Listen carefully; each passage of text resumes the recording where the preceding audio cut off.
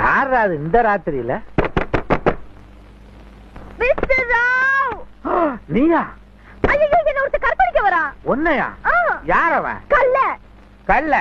எங்க கேட்ட பேரா இருக்க? ஓ, உன் புருஷன் இல்ல?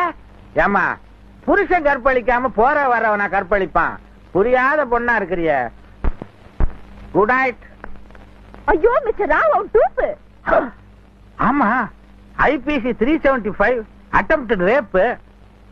ஆனா அதிகாரபூர்வமான புருஷனாச்சே.